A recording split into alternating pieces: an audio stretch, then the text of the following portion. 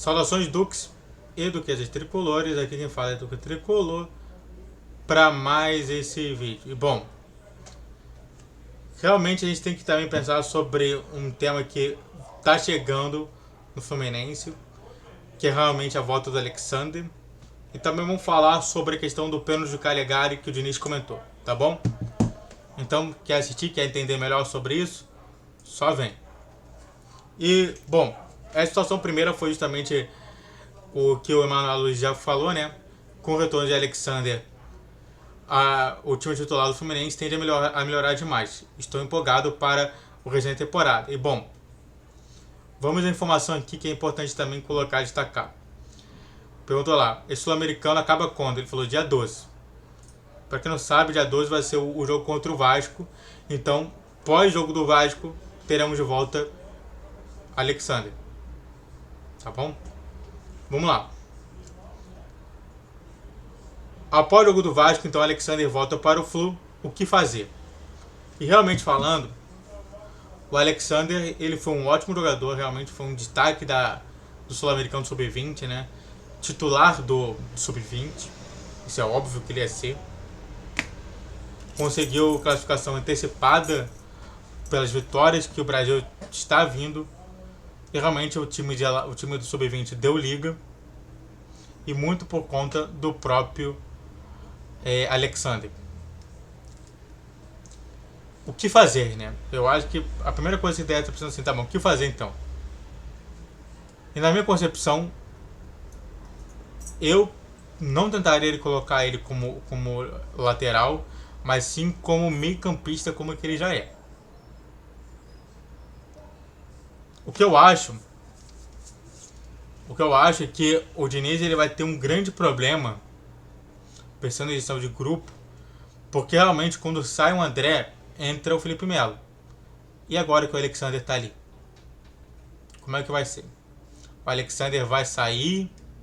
Na minha concepção, o Alexander poderia também se encaixar ali também como um reserva do Martinelli, ou até mesmo entrar Martinelli e Alexander, tirar um pouquinho a questão do Felipe Melo. Então tudo isso daí tá em jogo. Como psicólogo, a gente sempre dá possibilidade. A gente sempre tenta abrir uma leque de opções. Tudo bem? A atuação do Alexander da sessão sub-20, como eu já informei, foi excelente. Realmente foi um dos melhores jogadores, se não o melhor jogador da seleção sub-20. Eu peguei vários e vários momentos e realmente muita gente falou muito bem do Alexander. Os analistas que viram os jogos sul-americanos sub-20 da seleção falaram muito bem desse jogador, falaram que realmente está no nível do André. Isso é muito importante, né? Porque a gente tem um outro jogador que realmente sabe jogar muita bola e, realmente tem uma boa condição de jogo e entraria justamente para disputar tanto lugar contra o Martinelli quanto também contra o André. Isso é muito importante. E como foi e aí do tipo, claro, né, que eu vou dar aqui um resultado, né, de como foi no Flu em 2022, ele foi colocado como lateral. Mas eu acredito que ele não vai ser lateral. Eu acho que o Calegari e o Jorge já são os laterais de função. E, na minha concepção, só seria como se fosse um terceiro lateral esquerdo. O pensamento primário dele é justamente ser reserva ou ser titular no lugar do Martinelli. Que seria também interessante ver como que seria a entrada do Alexander, a saída do Martinelli e o André junto ali. Muito importante a gente observar isso, se acontecesse isso. E vamos ver, né, como que vai ser a situação. Pelo menos eu acharia que vai ser muito pior para ele entrar na lateral. Próximo tema, falando, né, sobre o próximo tema. Eu não sei se já falei sobre que se inscreve no canal, faça ter você, curte, comente, compartilhe, já falei tudo isso. Então, bora ali. Segundo tema, né? Uma semana depois, Diniz fala sobre o pênalti de Calegari, decisão errada. E bom, vamos aqui. A questão aqui, então, Diniz está. Então, a grande demora que realmente houve por conta de uma expulsão, agora o Diniz pode falar. É interessante como que o Diniz falou. Ele poderia falar assim, eu não vou comentar. Mas ele comentou. Vamos colocar nas duas possibilidades. Se ele não comentasse sobre isso, ele fala assim, olha só, eu prefiro não comentar, poderia dar um tom de que realmente ainda tem problemas muito graves no elenco. Isso é uma parte. Segunda parte. O Diniz e aí o outro de comentar é justamente expor o jogador. De qualquer maneira, o Diniz sairia perdendo. Mas de um lado, um jogador ia ser afetado e do outro, todo um elenco seria afetado. E às vezes tem que saber dosar isso. Porque se a gente perde um jogador como o Calegari não realmente performando mais, o que a gente vai fazer? É isso que às vezes fala, né? É muito difícil ser técnico. As pessoas acham que é fácil ser técnico. E nesse ponto é muito, muito difícil. Porque de um lado você tem que expor todo um time, do outro você tem que expor um jogador. Mas o jogador realmente vai ser afetado. E é por isso. Mas é importante o Diniz falar. Avaliando somente os prós e contras. É interessante o Diniz comentar sobre. Então vamos lá, vamos ver o que ele falou.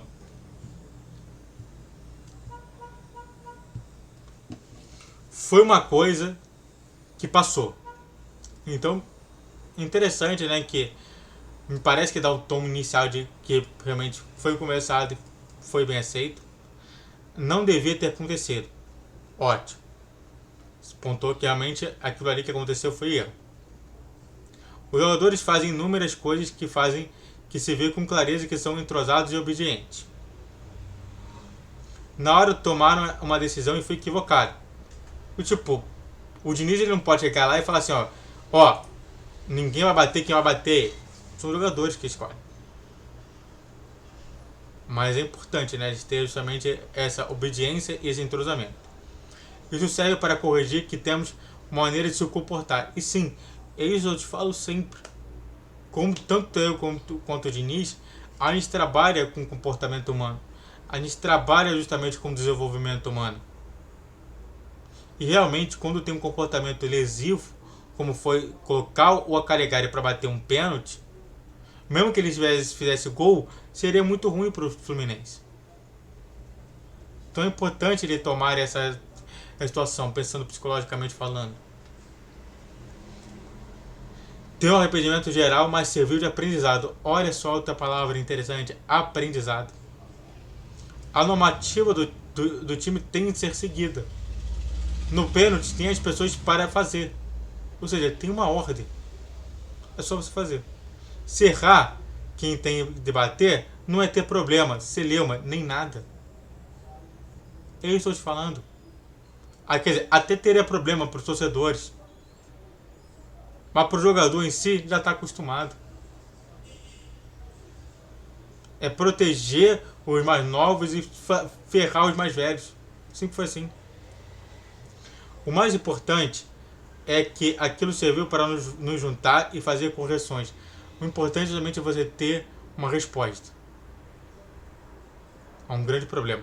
Foi conversado e melhorou o Fluminense como time.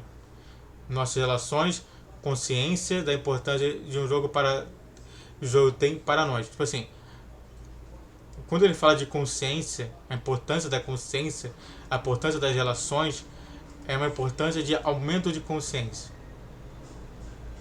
Um bom jogador, ele tem consciência melhorada diante das contradições que acontecem dentro do jogo. Então foi muito importante. Parabéns, Diniz. Aquele episódio foi ruim naquele dia, mas foi importante para a sequência. Às vezes o erro é muito bom. Mas é claro que o erro foi comentado e aprovei completamente o que ele falou. Bom, até ficar grandão aqui para falar. E é isso, né? Vamos ver, né, a questão somente do Alexander. Vamos ver sobre se há alguma consequência. O efeito do Botafogo já aconteceu e está acontecendo ainda. Jogamos 2 vezes, a terceira vez seguida com o time titular e mudou. O time reserva precisa ter mais empenho.